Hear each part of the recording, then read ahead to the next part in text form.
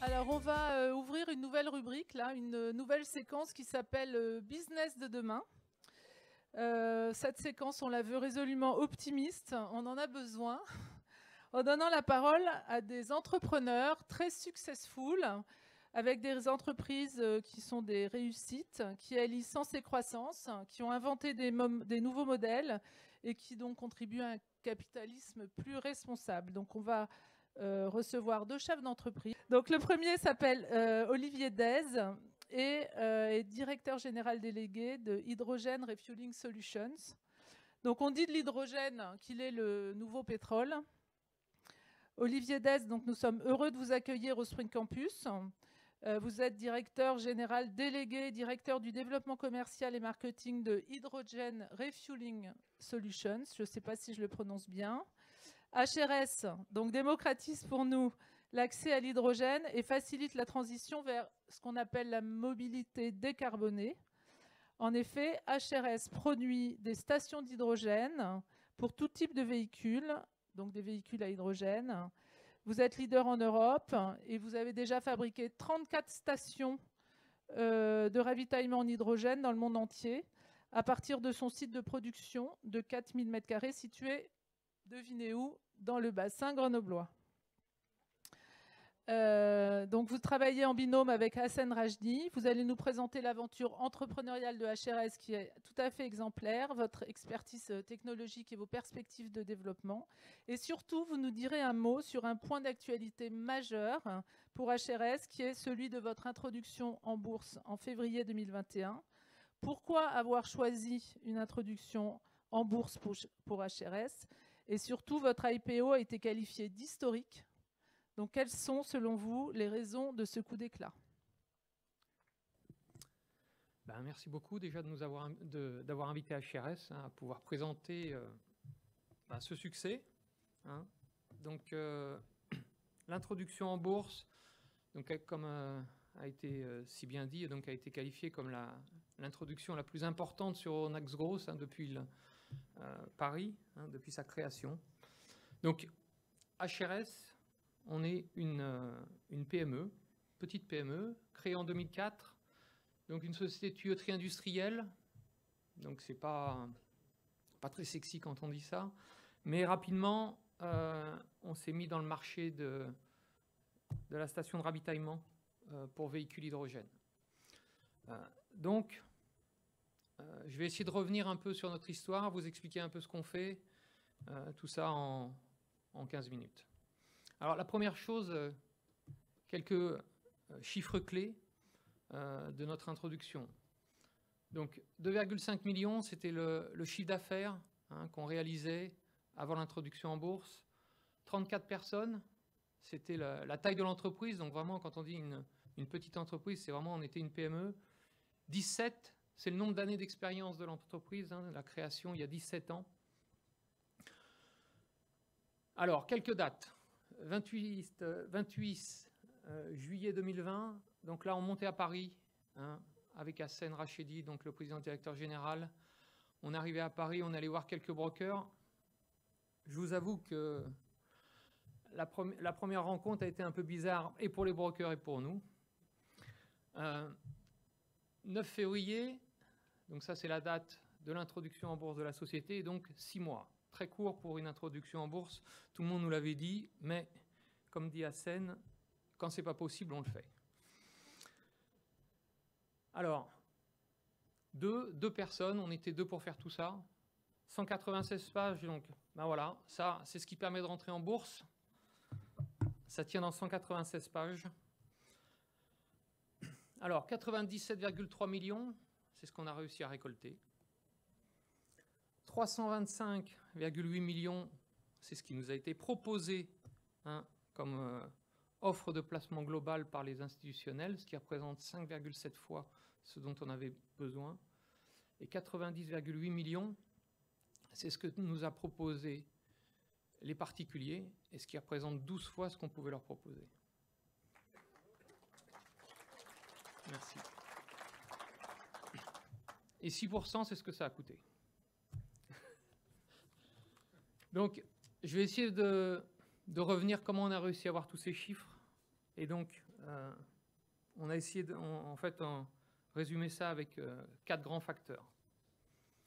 Alors le premier, c'est un dirigeant, Hassen Rachedi, donc, qui est un autodidacte. Donc il a créé cette société qui s'appelait TSM au début, qui maintenant s'appelle HRS. On a changé le nom parce que ça faisait mieux pour l'IPO. Donc Hassen, c'est quelqu'un qui a une vision claire. Il sait où il veut aller. Ça fait 17 ans qu'il avance. Ça fait 17 ans que la société est profitable. Donc c'est quelqu'un qui est vraiment déterminé. Quand il y a un objectif, comme je le disais tout à l'heure, quand on lui dit c'est pas possible, il dit si, on va le faire. Il détenait avant l'introduction en bourse 100% du capital, donc ça c'est aussi quelque chose qui est assez exceptionnel dans une introduction en bourse. En général, les introductions en bourse sont faites pour aller chercher de l'argent, mais surtout pour pouvoir rendre liquides les investisseurs qui sont là, qui sont historiques, et puis qui puissent récupérer leur mise. C'est quelqu'un qui n'a pas peur du risque, parce qu'une introduction en bourse, si ça ne marche pas, en gros, c'est 500 000 euros. Donc, si ça ne passait pas, il fallait trouver 500 000 euros, sachant que ce n'était pas vraiment l'objectif. Ça peut remettre aussi un peu en cause l'image de la société. Donc, ça aussi, c'était un risque. Mais bon, Hassen a réussi à... C'est quelqu'un aussi qui a vraiment la capacité de s'entourer des bonnes personnes. Donc, moi, je suis arrivé en juillet de l'année dernière. Et puis, on s'est aussi avec Karine Bietrix, donc, qui nous accompagnait sur la partie financière, parce qu'avant l'introduction en bourse, la direction, c'était Hassen et une personne qui faisait toute la comptabilité. Voilà. Alors, un dirigeant, je l'ai dit, un contexte porteur, donc l'hydrogène. Donc, pourquoi l'hydrogène? Le réchauffement climatique, les énergies renouvelables. Alors, l'hydrogène, ça a des grandes vertus, c'est que ça permet de stocker l'électricité verte, d'accord? C'est un des moyens de stocker de l'électricité verte. Ça permet de décarboner les transports, donc avoir des véhicules sans émission de CO2, des véhicules électriques qui produisent leur propre électricité, je reviendrai dessus un peu plus tard, et aussi pouvoir rendre propres les processus industriels, c'est-à-dire en permettant de capter le CO2 quand on produit des différentes particules, mais ça permet de neutraliser tout ça.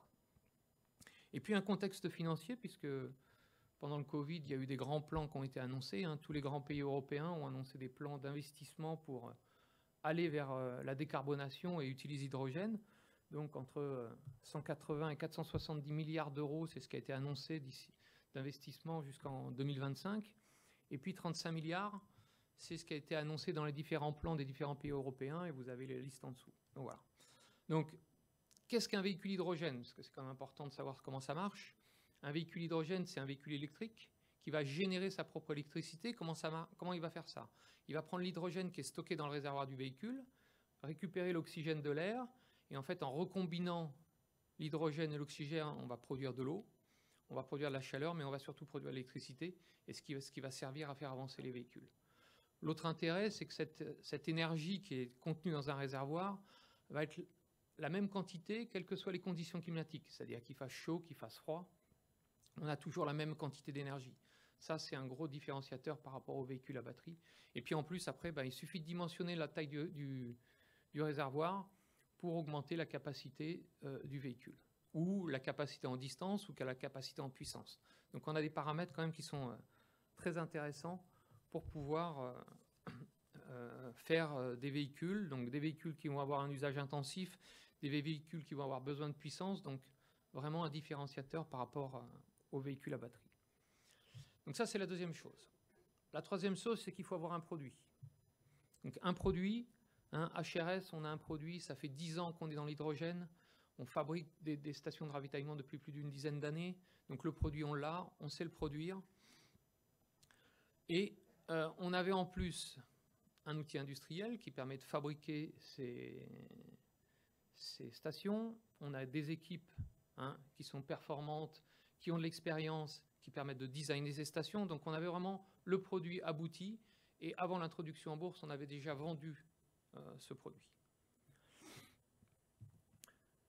Une expertise, important aussi, ça va avec le produit. Donc, comme on a dit, 10 ans dans l'hydrogène, 34 stations déjà fabriquées. Donc, on était intégrateur, mais c'est nous qui fabriquions les stations.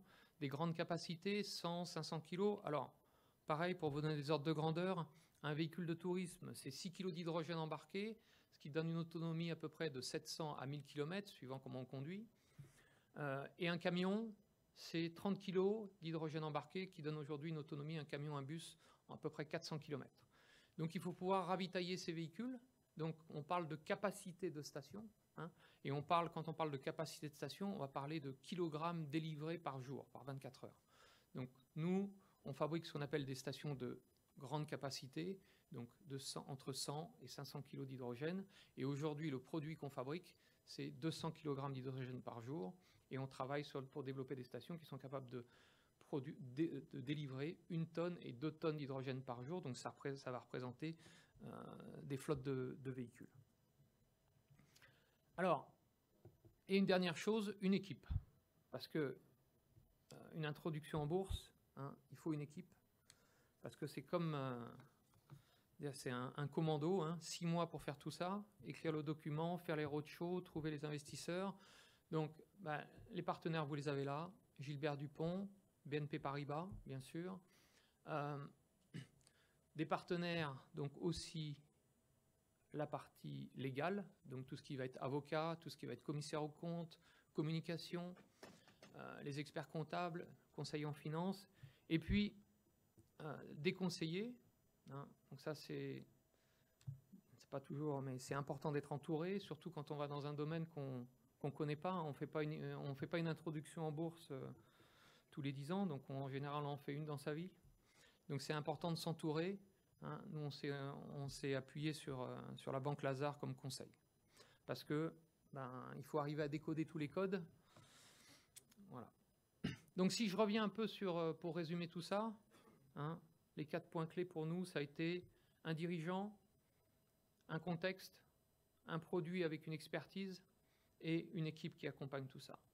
Maintenant, c'est vrai que quand on parle d'introduction en bourse, IPO, Initial Public Offer, donc ça veut dire qu'on devient public, donc ça impose quand même des contraintes. Donc être public, ça veut dire que tout ce que vous faites, tout ce qui est écrit là-dedans, pourquoi il y a ce document qui est validé par l'ANF, c'est parce que tous les investisseurs doivent avoir le même niveau d'information. Ça, c'est quelque chose qui est clé. Et après, dans toute la vie de l'entreprise, vous devez fournir un niveau d'information qui soit équivalent à toutes les personnes qui peuvent investir dans la société. Donc ça impose quand même d'être public, d'avoir un suivi, de faire des publications. Et ça, c'est une contrainte dans la vie de l'entreprise demain, surtout quand on est une petite société. L'objectif, c'est de grandir. Mais aujourd'hui, c'est un mécanisme à prendre en compte.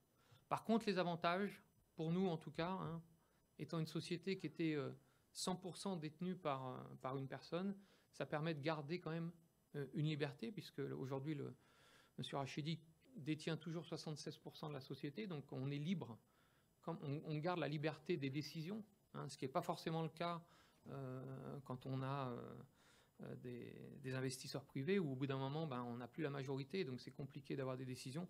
Là, ça permet toujours de décider. L'autre intérêt aussi, le gros avantage d'aller en bourse, c'est la disponibilité des fonds. Il y a énormément de fonds disponibles. Et de pouvoir récupérer une grande masse monétaire, puisque maintenant, voilà, 97 millions d'euros, ce n'est pas quelque chose qu'on trouve aussi facilement si on va chercher sur les marchés publics. Voilà. Donc grâce à cette introduction en bourse, aujourd'hui à HRS, on a les moyens de notre ambition. Et notre ambition, c'est de devenir le leader européen de la station de ravitaillement pour véhicules hydrogène. Voilà. Merci beaucoup. Et puis, on va répondre à toutes vos questions. Merci Olivier. On va s'installer là et on va écouter les questions. Voilà.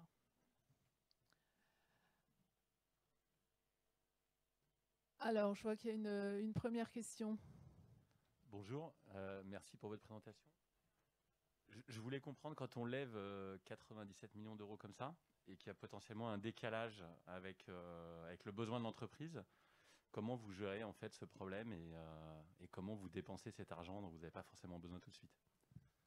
Alors, une chose qui est importante, c'est quand vous levez de l'argent comme ça, vous êtes obligé d'expliquer ce que vous allez en faire avant. Les gens qui vont investir, ils veulent savoir à quoi ça va servir. Donc vous êtes obligé de justifier l'usage. Donc ça, c'est quelque chose qu'on réfléchit. On y réfléchit quand on fait le document, quand on va expliquer ce qu'on va faire. Donc nous, en fait, il y avait 4 grands usages. Financer le besoin en fonds de roulement. La création d'un nouveau site. On va créer un nouveau site de production. Recruter des gens, puisqu'aujourd'hui, je vous disais, on est 34 personnes. Si on veut, ce qu'on veut faire, c'est devenir le leader, donc il va falloir recruter. L'objectif, c'est de recruter une centaine de personnes sur les 5 prochaines années. Et puis la dernière partie de l'usage, c'est pouvoir faire de la croissance externe. Voilà. Par contre, aujourd'hui, il y a une personne qui est très contente, c'est la directrice financière. Et puis c'est notre secrétaire qui paye les factures, qui jusqu'à maintenant, à chaque fin du mois, avait se posé les questions comment on allait payer. C'est vrai qu'aujourd'hui, elle regarde le compte en banque et ça ne bouge pas. Il y a déjà des concurrents à racheter? Non, aujourd'hui, l'objectif, ce n'était pas de racheter des concurrents, c'est de pouvoir se grossir plus vite, racheter des réseaux pour aller à l'international. Sur le cœur de votre métier, quelle est la principale barrière technologique qui empêche l'hydrogène aujourd'hui de se développer à grands pas quand on voit tous les avantages que vous avez mentionnés? Comment se fait-il que ce ne soit pas plus avancé et plus abouti à ce jour et que vous restiez finalement à ce jour sur une forme de niche? Alors, je pense que pour tout ce qui est, en tout cas, il y a différents marchés, mais pour parler de la mobilité, ça fait longtemps que les fabricants automobiles travaillent sur l'hydrogène. Il y a des gens comme BMW, même Peugeot, il y a 10 ans, travaillaient déjà sur l'hydrogène. Ce qui s'est passé, c'est qu'entre-temps, il y a l'électrique qui est arrivé, avec Tesla qui est arrivé sur le marché, et tout le monde a basculé sur l'électrique. Parce que ça paraissait plus simple, parce que voilà, des gens ont fait des choix à un moment et tout le monde a suivi. Aujourd'hui, on est en train de revenir sur ce modèle-là parce qu'on voit bien que l'électrique a des limites. Ce que je disais tout à l'heure, limites en termes d'usage, c'est-à-dire que recharger un véhicule électrique, c'est très long. Si vous voulez donner de l'autonomie ou de la puissance, vous allez embarquer plus de batteries que de charge utile. Et là, donc, ces limitations ont fait que les gens ont pensé autrement, et c'est pour ça que les gens sont revenus vers l'hydrogène. Mais l'hydrogène, ça fait très longtemps que les gens en parlent. Toute la partie pile à combustible qui permet de générer l'électricité ou de fabriquer de l'hydrogène à partir de l'électricité, c'est quelque chose qui a été développé dans les années 60, et la première utilisation, c'était pour les stations spatiales. Parce que dans les stations spatiales, il faut générer de l'oxygène, et donc c'est généré par une pile à combustible. C'est comme je vous disais tout à l'heure, pour produire, il suffit on emmène de l'eau, on a de l'électricité avec les panneaux solaires, et donc on peut fabriquer de l'oxygène dans les stations orbitales, et c'est aussi utilisé dans les sous-marins atomiques pour fabriquer l'oxygène. Donc ça fait longtemps qu'on le maîtrise, qu'on sait que c'est quelque chose, mais ça ne s'est pas développé parce que personne ne s'était tourné vers cette technologie jusqu'à maintenant.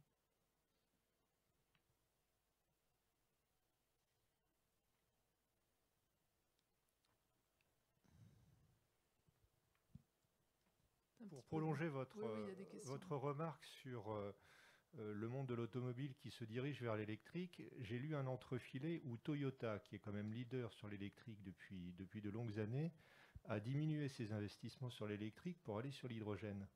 Confirmez-vous ou infirmez-vous? Alors je confirme, et c'est même un des leaders des véhicules hydrogène aujourd'hui.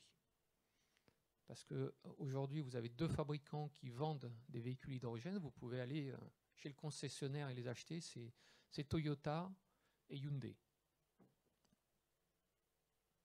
Donc oui, non, et aujourd'hui, tous les grands fabricants, vous avez Renault, vous avez Stellantis, donc c'est l'entité Peugeot, PSA, Ford, vous avez Mercedes qui se remettent dessus, vous avez tous les constructeurs aujourd'hui sont en train de développer pour sortir une offre de véhicules hydrogène. Ça sera certainement plus des véhicules utilitaires légers ou des poids lourds, mais c'est une tendance générale. Quentin. Oui, c'est vrai. Bonjour. Est-ce qu'on a une idée du coût à la pompe à terme de l'hydrogène? Parce que j'ai cru comprendre que la production d'hydrogène était très coûteuse. Alors ça dépend comment on le produit. Si vous captez l'hydrogène qui est produit, qu'on appelle l'hydrogène fatal, quand on fait du raffinage ou quand on craque du méthane, ça coûte 2 euros du kilo. Ça coûte 2 euros. Ça coûte rien. Par contre, c'est pas très propre. Ce qui coûte cher, c'est faire ce qu'on appelle l'électrolyse de l'eau, c'est-à-dire quand on veut casser la molécule d'eau avec de l'électricité, et dans ces cas-là, utiliser de l'électricité verte pour faire tout ça. Là, oui, là c'est plus cher. Aujourd'hui, on est autour de 12 euros du kilo. L'objectif, c'est de descendre autour de entre 6 et 4 euros d'ici une dizaine d'années. Sachant que quand on fait de l'électrolyse de l'eau, 80% du coût, c'est le prix de l'électricité. Voilà.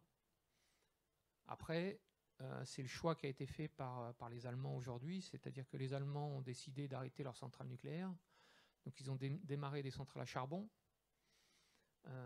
Et donc aujourd'hui, ils cherchent un moyen de dépolluer leur production électrique. Et donc ils veulent se tourner vers les énergies renouvelables. Le problème des énergies renouvelables, c'est que c'est intermittent. Donc vous ne produisez pas l'électricité forcément quand vous avez besoin. Et donc c'est eux les premiers, pendant le Covid, qui ont décidé d'investir massivement dans la production et le stockage d'hydrogène. Mais eux, leur objectif, c'était justement de pouvoir utiliser plus massivement les énergies renouvelables. Donc le prix va baisser, c'est sûr, dans les années à venir. Alors aujourd'hui, un véhicule grand tourisme va consommer à peu près 1 euro du 100 km. Donc à 12 euros du 100 km, vous n'êtes pas très loin du prix d'un véhicule diesel aujourd'hui. Mais ce n'est pas taxé aujourd'hui aussi. François, le micro derrière vous le micro.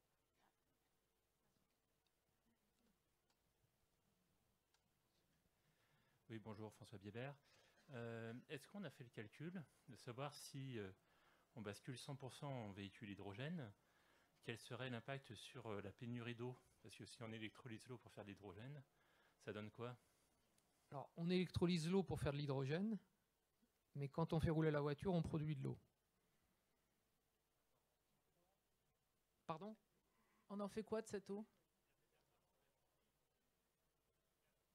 Oui, il y a une partie de stockage, mais l'objectif quand même, c'est d'utiliser l'hydrogène, parce que stocker l'hydrogène, c'est comme tout. Ça, au moment, ça va coûter cher, donc les gens, ce qu'ils vont vouloir, c'est produire, utiliser et stocker pour faire du tampon, pour absorber en fait les non-productions.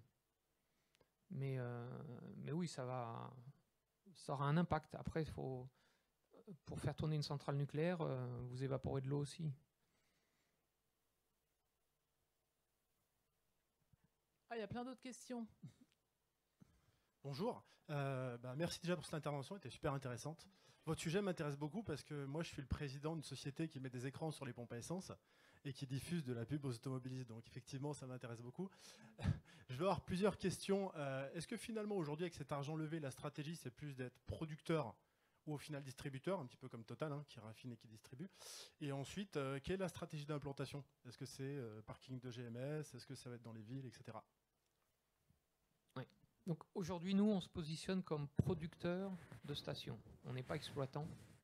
Donc on produit et on fait la maintenance des stations. L'exploitation, c'est un autre métier.